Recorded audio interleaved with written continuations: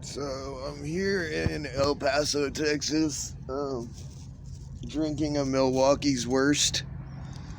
Um, it's like piss run through the whole hand. It's 32 ounces, so works for me. But I guess I figured I'd do another real shit that's happened to me. Cause kind of like this one, is getting out, cars every once in a while. Cause I'm pretty gonna like once in a while caught that you can't talk your way out of something. And it's always dumb shit anyway, like drunken disorderly or assault on a police officer. It's like no big deal at all, like, but they always have to make a big deal about everything, so they're kind of like, I don't know, they're like your dramatic ex-girlfriend. It's like, I can't believe you cheated on me. It's like, I can't believe you made me cheat on you. But that's I am. These are all jokes, by the way. But the first one I'll talk about was actually in my hometown of Raleigh, North Carolina. I had just like completely forgotten that I had a possession charge in Buncombe County, and I was flying a sign. And I'll preface it with this: I had 10 hits of acid for some reason. I don't know why. I don't even remember why that, because it was 9 o'clock in the morning. He's like, hey, you want to eat some acid? I'm like, yeah, sure. I'm gonna buy a sign. Fucking. So, anyways, this cop approaches me, and I'm like, oh god, here we go. Because in Raleigh, you have to pay like $40. You have to go downtown. You pay $40, and they give you a permit to pan.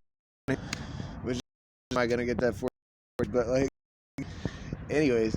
So I'd made like $12 and I was like, man, this sucks, dude. I'm about to leave, like this isn't really a good spot. I'm gonna go find another spot to stand. And this cop approaches me and he's like, just gotta run your name, yada yada, and they'll let you go. And like, because I forgot, I told him my real name because I forgot. And like, so I'm sitting there and he comes back and he goes, buddy. He goes, possession charge in Buncombe County that you never went to court for. I was like, shit. And like, I'm getting ready to try and run, but I can't really run because there's fucking oncoming traffic on both sides of the median and like a lot of traffic. And he's like, don't even try, buddy. Don't even try. So anyways, we're on the way to booking and I'm sitting in there and I'm like, starting to come up on this acid that I took, and I'm like, oh my god, this is fucking horrible. Like, motherfuckers are like, what's up, motherfucker? And I'm like, oh my god, dude, nothing, literally nothing, leave me alone. Like, I don't want to talk to anybody right now, and I'm locked in a fucking booking cell with like 50 motherfuckers that did shit way worse than what I'm in there for.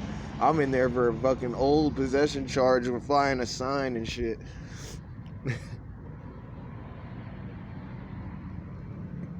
So we get upstairs, I get all dressed out and stuff, and they pull all the beads out of my dreads and shit like that, like viciously, like just ripping them out of my head.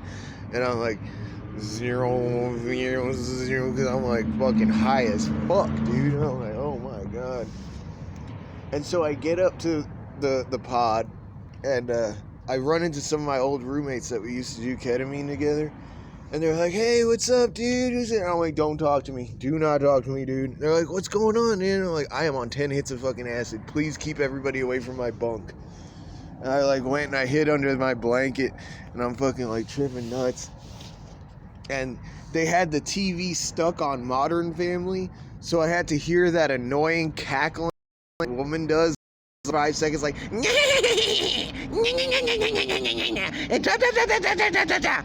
and I was like, oh my fucking god. I just started throwing my shoe at the TV like, yo, somebody change the fucking channel. But in this jail, they didn't give you the remote, so you couldn't change the channel. Only the guard could change the channel.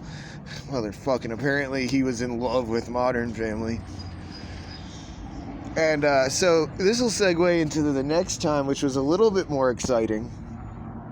I got arrested in McCook, Nebraska, and it was because I was walking around with like a Sharpie marker, like writing my name on like all the street signs and shit for some reason, because I was drunk.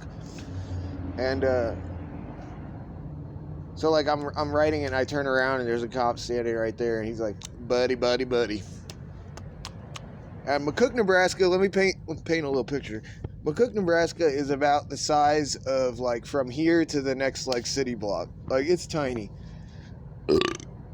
So anyways, they're taking me to jail, and I'm sitting at booking, and I'm like, how long is it going to be before I see the judge? And they're like, we don't even have a judge in this town.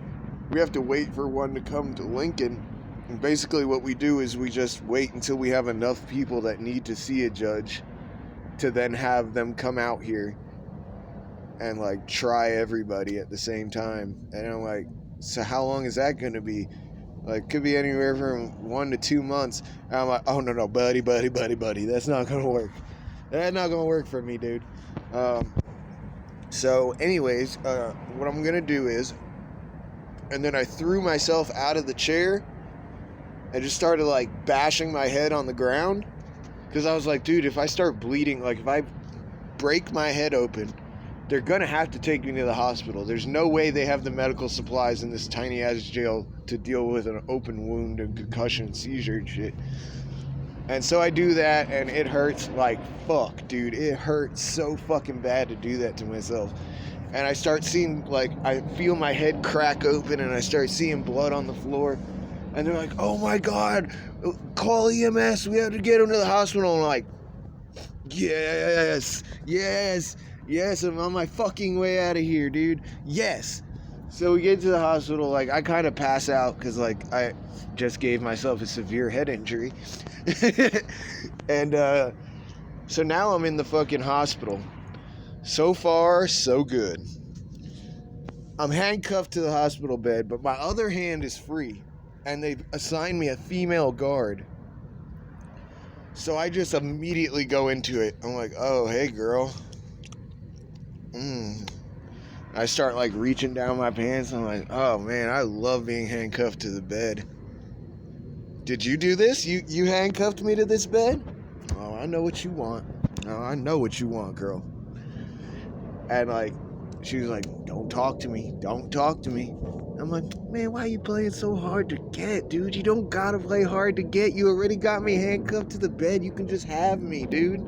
Come on now. You can just have me. And she's like, shut the fuck up. And I, like, clicked the handcuff a little tighter, so my arm started turning blue. And I'm like, man, I think you did this a little bit too hard. Like, I'm into fucking kinky shit, but my arm is turning blue, bro. And she's like, oh my God. So she goes over there and like uncuffs me for a second. I try to like bolt, and she like slams me down, and I'm like, oh yes, oh yeah. I like pretend I'm having an orgasm.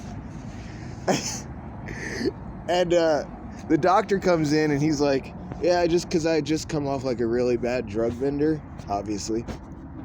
And does this not sound like something an insane drug person would do? So he's like, yeah, we found like trace amounts of like pretty much every drug known to mankind in his blood system, and his head is leaking really bad, so we're gonna hold him for a